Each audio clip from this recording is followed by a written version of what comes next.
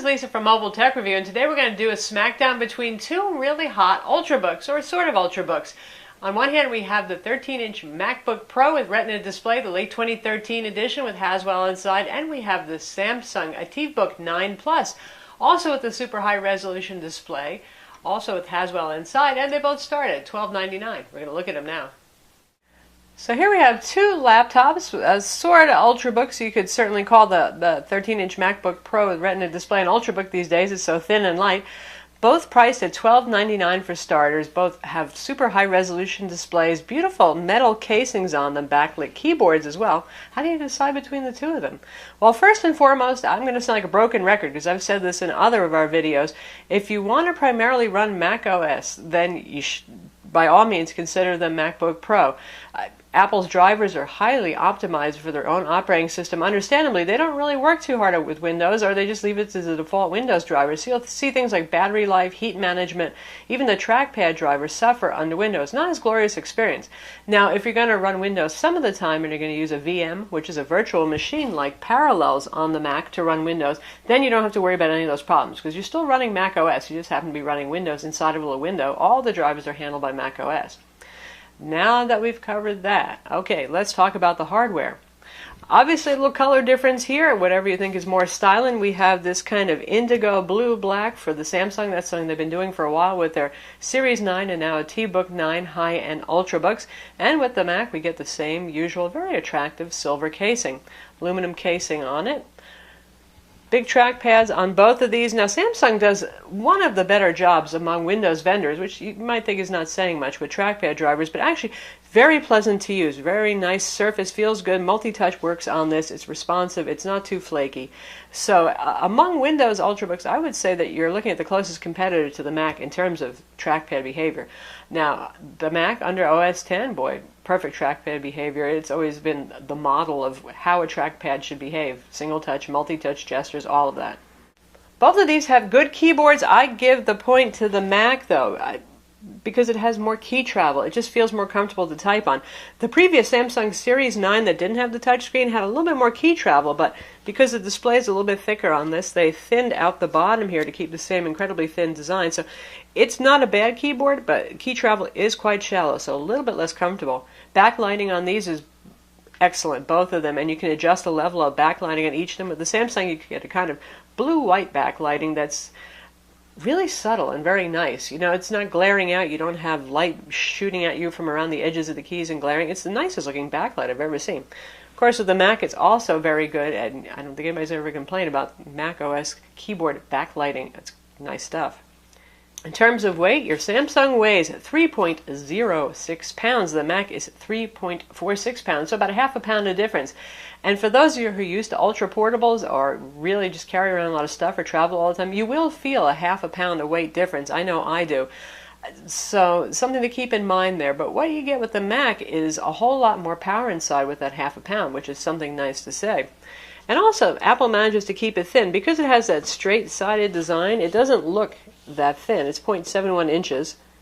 But as you can see, nose to nose, because they tapered the Samsung and they do the same trick Apple does with the MacBook Air, they taper it up on the sides, so you just think the side is this thin lip. Well, no, there's a curve to the bottom, so it's actually, you know, a little bit thicker than it looks. Anyway, you can see that they're both actually quite thin. The Samsung's slightly thinner at the back. It's a small difference, honestly. It just looks more tapered. And if we take a look around, you can see what I mean. This whole silver accent really defines the edges and makes you think, wow, that is a super slim machine.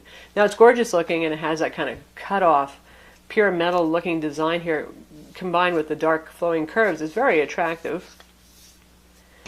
The back is pretty easy to remove, or the bottom cover right here, but RAM is soldered on board. You do have access to the SSD drive inside and the wireless card. That's about it for things that you can actually upgrade on, but it is easier to open up. Mac, on the other hand, always the paragon of pleasant design. Nothing really has changed here for a couple of years with the MacBook Pro line. Pretty hard to upgrade stuff inside of here. Apple really doesn't intend you to. You could, in theory, upgrade your SSD drive. RAM is soldered on this guy, too.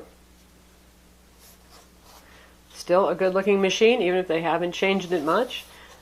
sturdy. Now, some people claim that this guy picks up scratches, and I've owned quite a few MacBook Pros and MacBook Airs, and I have yet to really scratch one up when I take it traveling, but there it is. Some people claim that you actually can.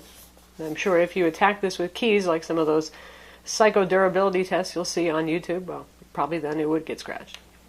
Now, in terms of ports, right here we have two Thunderbolt 2 ports. So if you've got Thunderbolt display, that's pretty much the most common peripheral people are using right now. That's great. There's a Thunderbolt Ethernet adapter because this does not have Ethernet built in.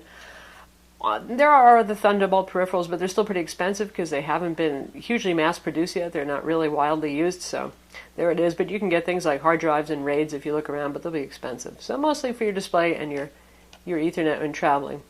USB 3.0 port here, your combo headphone jack. That's the MagSafe 2 power connector on that side. Full-size SD-XC card slot here. Full-size HDMI, a relative new thing coming to Apple. We love that. And a second USB port.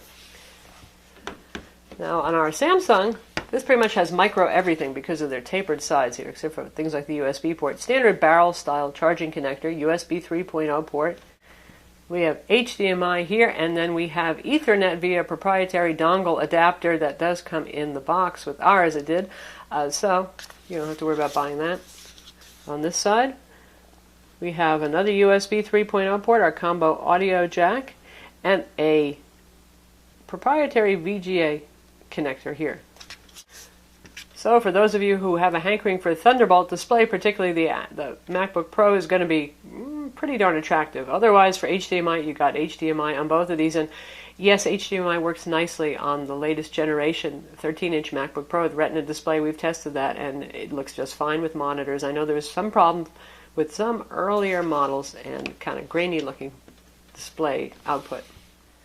Big difference in the internals here. This is an Ultrabook, just like the MacBook Air in some respects. It has a ULV CPU. These are both Haswell 4th generation CPUs, but this is the 15-watt CPU that you'll find in Ultrabooks. 1.6 gigahertz Core i5. Soon we should be seeing a Core i7 on the market. Both of these start with 4 gigs of RAM and 128 gig SSD inside. The higher end model on this one will have 8 gigs of RAM and a 256 gig SSD to go with that Core i7. But anyway, ULV CPU, more than powerful enough for most people. But for those of you who do serious software development, developing large applications, I don't mean a small Android app. I mean like a pretty hefty desktop application. You've got IDE environments going, maybe some virtual machines. You might be more tempted by something like the MacBook Pro here because it has a full mobile CPU. That's a 28-watt CPU versus the 15-watt CPU here. Base clock speed on this for the $1299 model is 2.4 gigahertz versus the 1.6 gigahertz here. Both of these being dual core, and again, Haswell.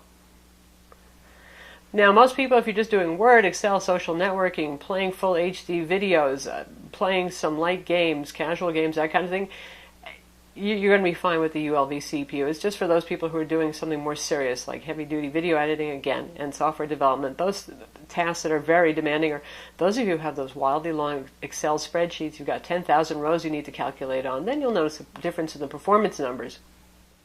Both of these have webcams up top.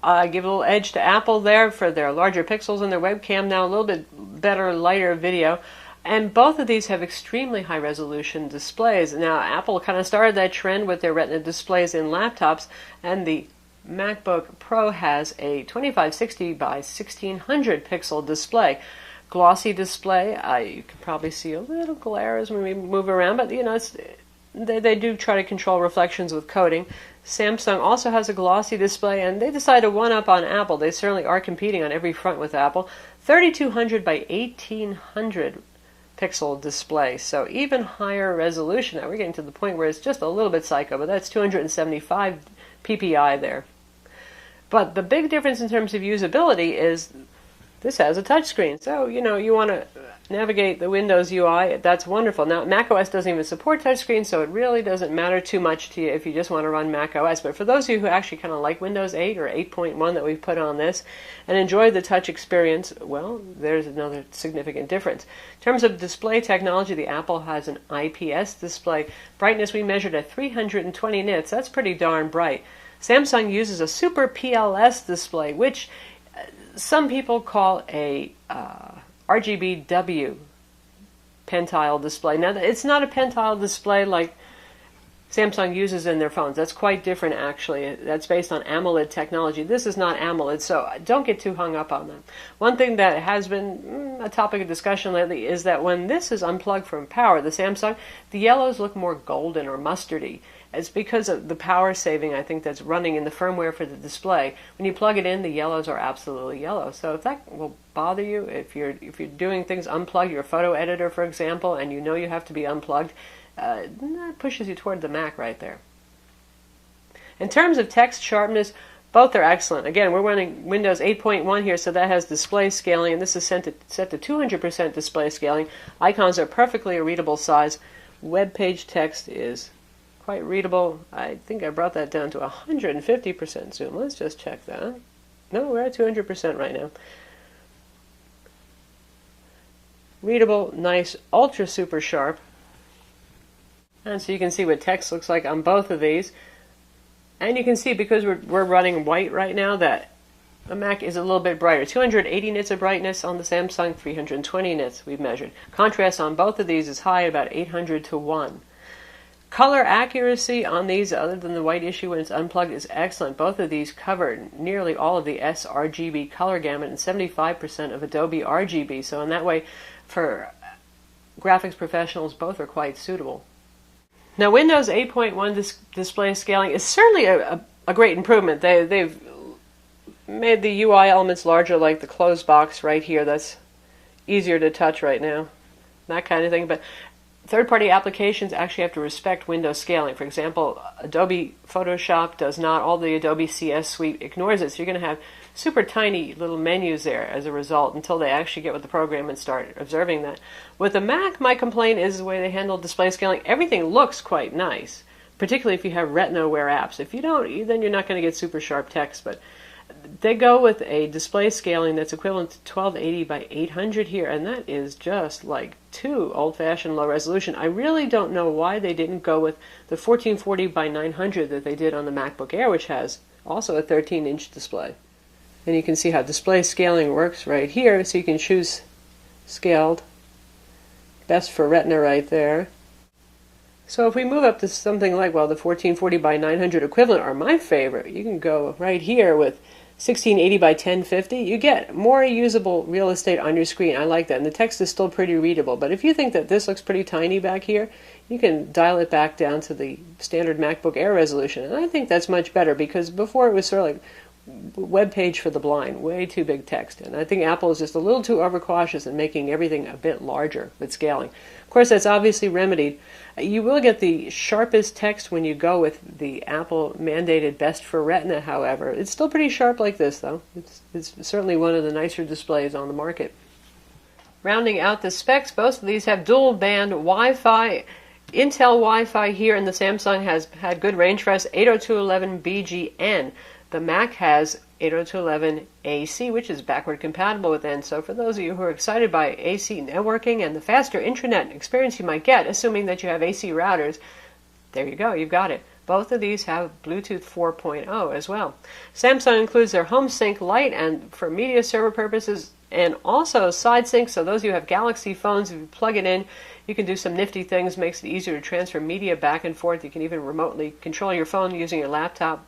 Don't know why you'd want to, but you can.